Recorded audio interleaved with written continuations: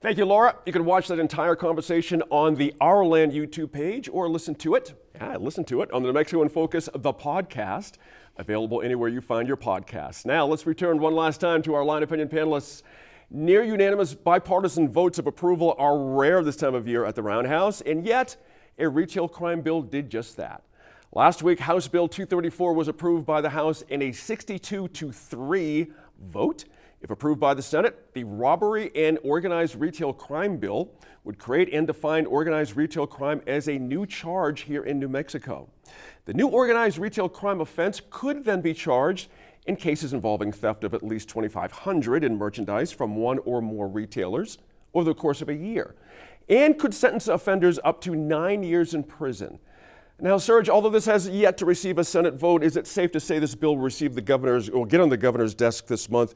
But more importantly, what does this say about retail crime here in New Mexico and this what we're trying to do here to stop this incredible wave of problem? It costs us a lot of money, retail crime.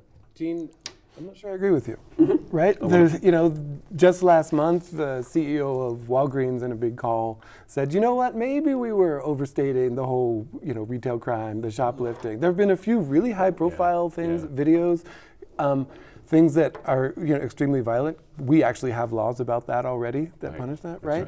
That's right. I think this is, I'm not saying it doesn't happen at all, but I think it's overblown. There's, whether it even is a thing is something that is hotly debated. It's certainly trendy. It's certainly something that has captured the public attention, and it is, if you want to show you're tough on crime, right?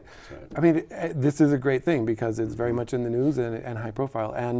And I've heard a lot of anecdotes, but seen not a ton of data. And what data I have has been not particularly convincing that this is, that the overall size of the problem, right? I know retail theft through the self-checkout at the grocery store, right, is more than is claimed through this. And so those are just accidents. Right. Just forgetful moment.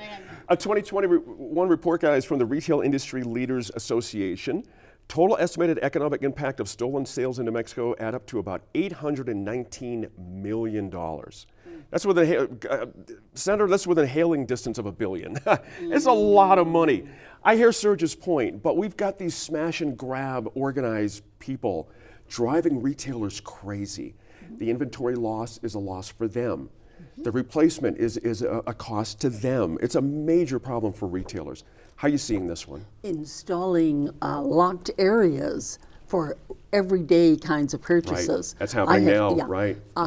Two things. One is the Target closest to me now has, I think it's IPA is the name of the firm, that there are at least 3 officers there most of the time. Wow. In the parking lot and right as you come in the building, as you also have to exit. I was actually standing in line at my Walgreens a few weeks ago. A young man had just finished paying, and here comes another guy with big bags of stuff going out the front door. And the young man who had paid, the customer goes, I'm going to get, and the registration lady said, no, don't go, don't do anything because of she told us they are instructed to not do anything because of the danger of hurting them. That's right. But I just look at it and I go, they won't even have carts.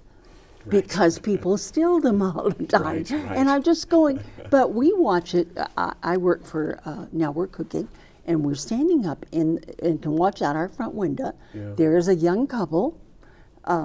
Everybody looks young nowadays to me, but the young couple.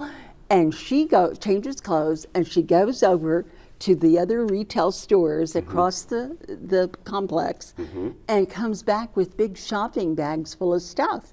And she then changes clothes again, and that goes back over. And this goes on, for 3 or 4 hours. Right. I don't think she's buying Right. every right. one of those things. That's right. We So, already have laws on the books about that kind of stuff, right? All But this they're does misdemeanors. Is misdemeanors are? I mean, I would not want to be charged with a misdemeanor. I'm not. I But- think that But we you certainly should- wouldn't want to be charged with a felony. extra. No, right, but- actually, but yeah. if you That don't- would ruin your life. right. These are, the target that you're talking about, right? Do they have self-checkout? Yeah. Can you go in and find someone who's actually working there?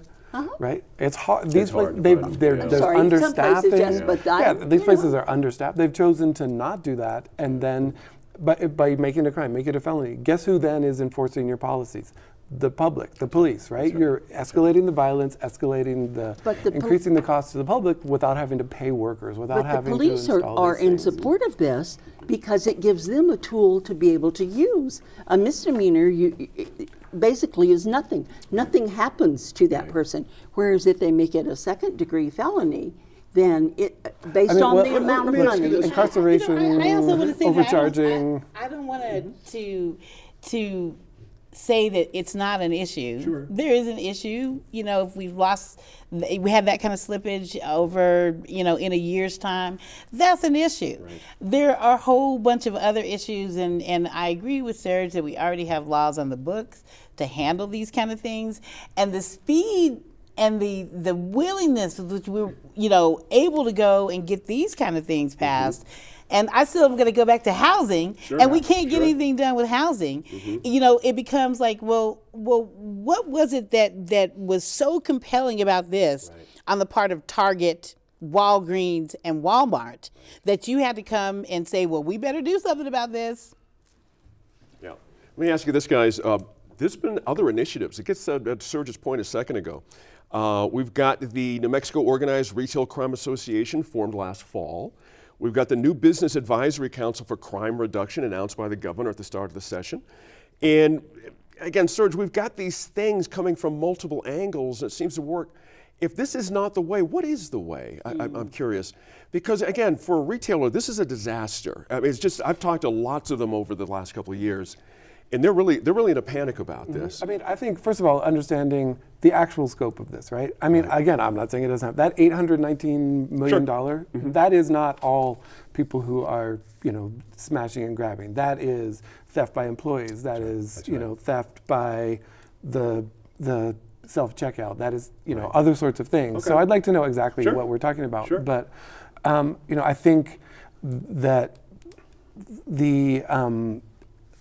the reason that people do this is, there are societal systemic issues that put people in this situation. I'm not saying everybody is doing this because they're not all Jean Valjean. Right. But I think there are, there's real underlying causes. And I think it's true. We have how many task forces now? How many task forces do we have trying to, We've had a bunch of years trying to past. create This more is not new. housing, I trying to mean, make, exactly. create stability. We think every problem can be solved the same way by more over, increasing the incarceration, making it a bigger crime. Guess what? If that worked, we would have the safest, best society in the world because we are wildly overlawed, We do have former AG over-criminalized. Hector Balderas saying, look, guys, this is organized syndicates. Right. And they're trading this stuff for guns. You know what I mean? It's not as if they're, stealing clothes to put on and look good on Central on Friday night. This is a serious problem.